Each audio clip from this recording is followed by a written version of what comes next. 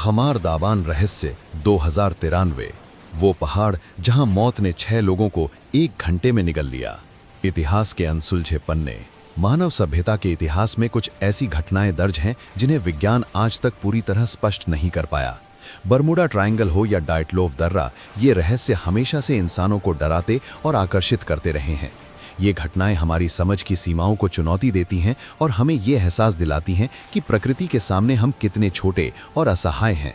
ऐसी ही एक घटना है रूस के साइबेरिया में स्थित खमार दाबान पर्वत श्रृंखला की, जहां 1993 की गर्मियों में एक दिन अचानक ऐसा कुछ हुआ कि 6 अनुभवी ट्रैकर्स की मौत सिर्फ कुछ घंटों के भीतर हो गई।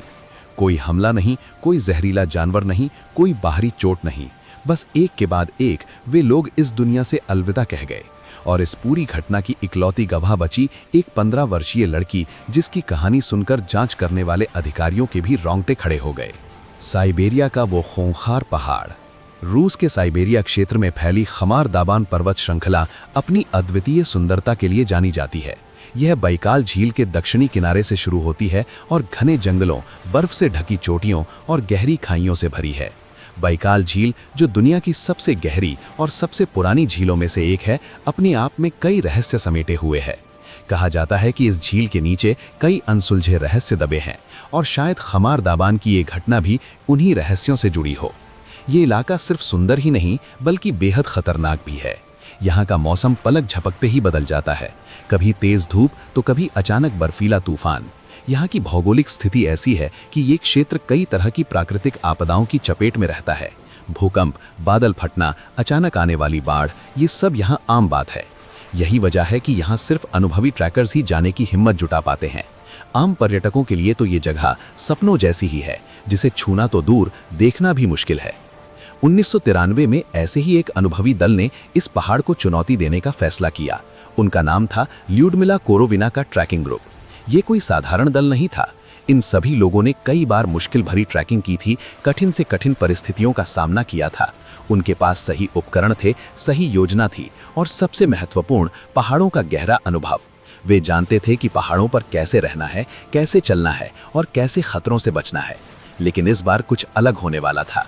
इस बार उनका सामना किसी ऐसी चीज से होना था जिसके लिए उनका कोई भी अनुभव काम नहीं आ सकता था।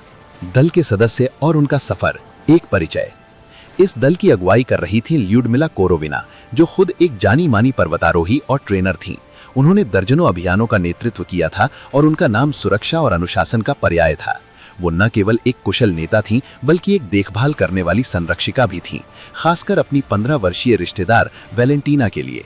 उनके साथ थे अलेक्जेंडर क्रिवोनोसेंको, एक शारीरिक रूप से मजबूत और अनुभवी ट्रैकर। वो हमेशा ग्रुप के मनोबल को ऊंचा रखता था। उसकी मौजूदगी मात्र से बाकी लोगों में आत्मविश्वास भर जाता था। डेनिस श्वाचकिन, युवा और ऊर्जावान, टेक्नोलॉजी में रुचि रखने वाला।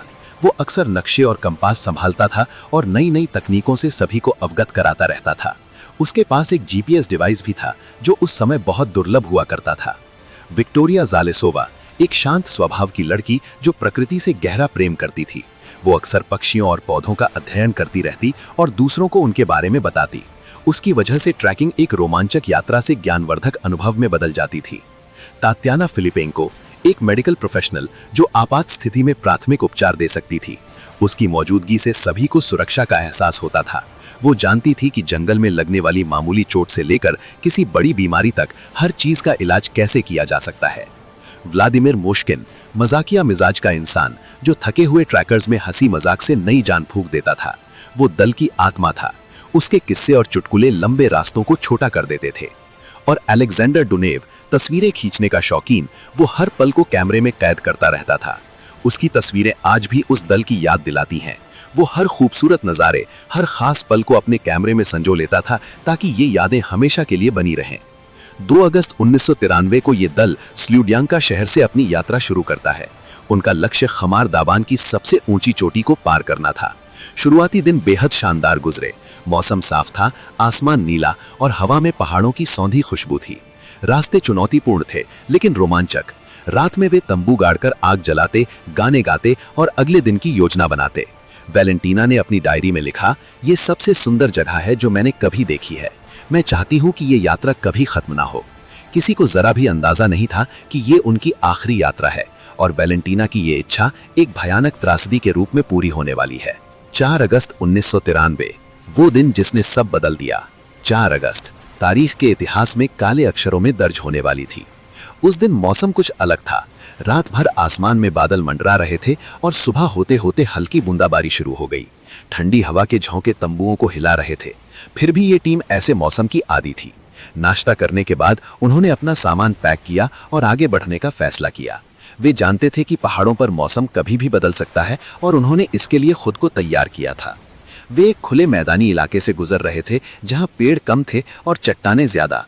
ये जगह हमर दाबान की पीठ कहलाती थी, एक ऐसा पठार जहां से पूरे पर्वत श्रृंखला का नजारा दिखता था।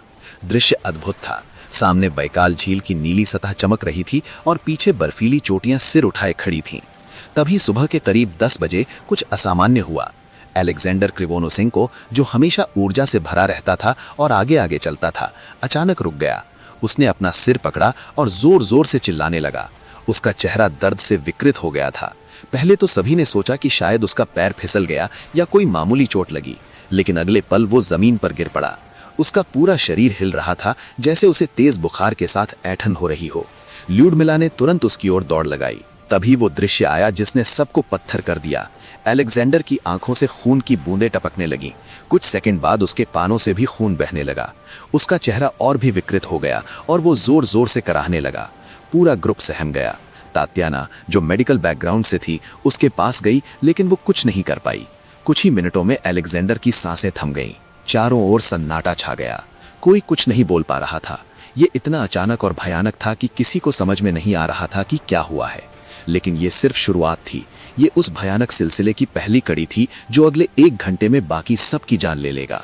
आतंक का साया, मौत का दूसरा दौर। अलेक्जेंडर की मौत के बाद ल्यूडमिला ने सबको शांत रहने को कहा।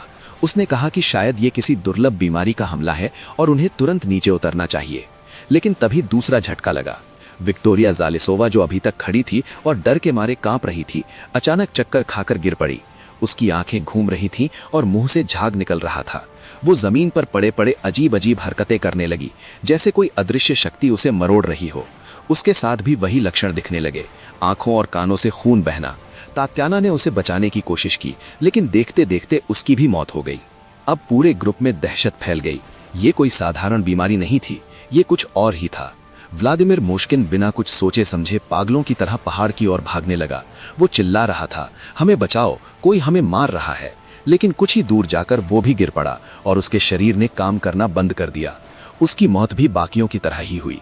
डेनिस श्वाचकिन, जो अब तक सबसे समझदार और टेक्निक प्रिय था, वो भी अपना आपा खो बैठा। वो अपने कपड़े फाड़ने लगा। वो चिल्ला रहा था कि उसके शरीर में आग लगी है, उसे असहनीय जलन हो रही है। उसने अपनी टी शर्ट फाड़ दी और नाखूनों से अपनी छाती को नोचने लगा, जिससे खून बहने लगा। वो जमीन पर लोटने लगा और दर्द से चीखने लगा। कुछ ही क्षणों में वो बेहोश हो गया और उसने दम तोड़ दिया। ल्यूडमिला, जो अब तक नेता की तरह सबको संभाल रही थी और उन्हें शांत करने की कोशिश कर रही थी, उसकी आंखों में आंसू थे। वो समझ नहीं पा रही थी कि ये कैसी विपदा है। उसने वैलेंटीना को अपने पास बुलाया और कसकर गले लगा लिया। उसने कहा, भागो यहाँ से बेटा, जितना दूर हो सके भागो, वापस जाओ जिधर से हम आए थे, हिम्मत मत हारना। लेकिन तभी ल्यूडमिला का चेहरा भी पीला पड़ गया। उसने अपना सिर पकड़ा और धीरे धीरे जमीन पर बैठ गई। उसकी आंखों से आंसू और खून मिलकर बहने लगे। वैलेंटीना ने उसे पकड़ने की कोशिश की, लेकिन ल्यूडमिला बेहोश हो गई और कुछ ही मिनटों में उसकी भी मौत हो गई। अब वहां सिर्फ वैलेंटीना और अलेक्जेंडर डोनेव बचे थे। अलेक्जेंडर, जो अब तक सब कुछ देख रहा था, वो भी घुटनों के बल बैठ गया। उसने वैलेंटीना की तरफ देखा। उसकी आंखों में एक आखिरी चमक थी और फिर वो भी गिर पड़ा। उसने भी वही लक्षण दिखाए और कुछ ही मिनटों में उसकी भी मौत हो गई। 1 घंटे के अंदर 7 लोगों का दल सिमटकर सिर्फ एक 15 वर्षीय लड़की रह गई थी। वैलेंटीना अपनी बुआ और अपने सभी दोस्तों की लाशों के बीच खड़ी थी। उसके चारों ओर सन्नाटा था, केवल हवा की सीटी और दूर से आती किसी चिड़िया की आवाज। वो सदमे में थी, डरी हुई थी, लेकिन उसके दिमाग में ल्यूडमिला के आखिरी शब्द गूंज रहे थे, भागो। अकेलेपन का वो लंबा सफर, मौत को मात देने वाली बच्ची। वैलेंटीना ने अपने आंसू पोंछे और भागने का फैसला किया। उसके पास नक्शा नहीं था, पानी नहीं था, बस थोड़ा सा बिस्किट और एक स्लीपिंग बैग था। वो उसी रास्ते से वापस लौट पड़ी जिधर से वे आए थे, लेकिन अब रास्ता पहचानना मुश्किल था। वे कई दिनों से चल रहे थे और वो अकेली थी। अगले 4 दिन, 4 ऐसे दिन जिसकी कल्पना करना भी मुश्किल है। वो अकेले घने जंगलों से गुजरी, ऊंचे ऊंचे पेड़, घनी झाड़ियां और हर तरफ सन्नाटा। रात में तेज ठंड पड़ती तो वो किसी पेड़ के नीचे दुबक जाती। वो अपने स्लीपिंग बैग में लिपटकर सोने की कोशिश करती, लेकिन डर और ठंड से उसकी नींद खुल जाती। दिन में चलते चलते उसके पैरों में छाले पड़ गए, उसके जूते फट गए थे और पैरों से खून बहने लगा। भूख से उसका पेट फटने लगा। उसके पास बस कुछ बिस्किट थे जिन्हें वो बचा बचा कर खा रही थी। उसने जंगली जामुन खाने की कोशिश की, लेकिन उनमें से कोई जहरीला ना हो इसका डर था। नदियों का पानी पीकर उसने अपनी प्यास बुझाई। कई बार उसे लगा कि अब वो नहीं बचेगी। कई बार उसने हार मानने का मन बनाया। वो सोचती कि शायद उन सब के साथ मर जाना ही बेहतर होगा, लेकिन हर बार उसकी बुआ के शब्द उसे वापस खड़ा कर देते। वो जानती थी कि अगर वो रुकी तो उसकी भी वही हालत होगी। उसे अपनी बुआ का वादा याद आया कि वो उसे सुरक्षित वापस ले जाएंगी, और अब उसे वो वादा खुद ही पूरा करना